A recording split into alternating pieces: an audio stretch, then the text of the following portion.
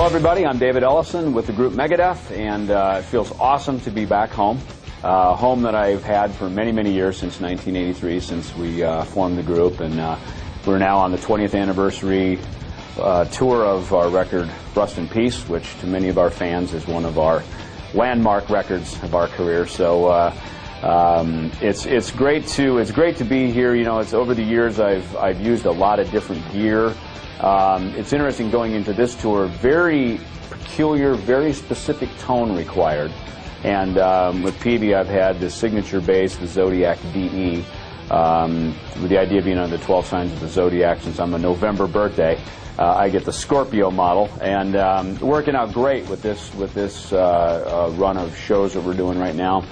A tone that requires there to be a lot of girth and weight down in the bottom end, but kind of a little bit of a scoop on the mids and a nice point on the top to get through. I mean, for me, sometimes you know when the kick drum beater hits, there's always in an arena sound, there's kind of a nice like concussion sound, very sharp edge with a whoom under it, and the va-voom that comes behind it needs to be the bass note. So creating a tone with Megadeth has been, I play with a pick, which helps. Early on I tried to play with my fingers a little bit, but just the nature of the riffs were tuned.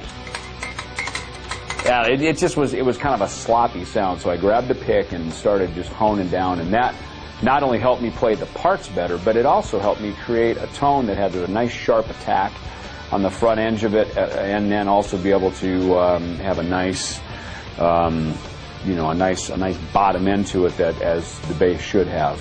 And so for Rust in Peace was kind of a point in time when the tone got very specific and needed to sit really right in the pocket with the guitars and the drums. You know, the amps that I've been using I've used a lot of different things over the years, and I've played through PB since about 1996.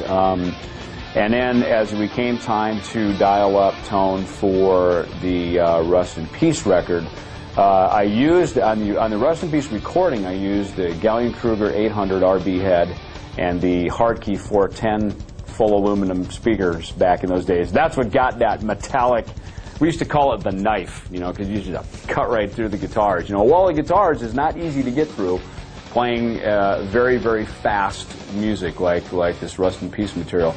So on this record I brought in or on the tour rather, I brought in a couple of Hardkey 1000-watt amps, and then two of the 810 cabinets, the hyperdrive cabinets. And they just have a tone that really sits right in the pocket. I mean, I think for anybody trying to dial tone, it's one thing to sit in a room by yourself and get this nice, pristine tone, you know, have a nice bass tone. But the trick of it is to get that tone to fit in the band, whatever band it is you're playing in. Whether you're playing in a country band, a thrash metal arena band, or a church band, whatever it is you might be doing, you know, you need to get your tone so that it fits in, and that requires you to listen more to what the other players are playing, not only just as a musician, but just even sonically, to make sure that what you're doing fits in there. And I think also listening to your sound mixer, whoever that may be, and asking them and consulting with them, say, hey, is this sitting in the pocket? Am I sounding like I'm part of the band, or am I sounding like a little solo project outside, or maybe even out front of the band?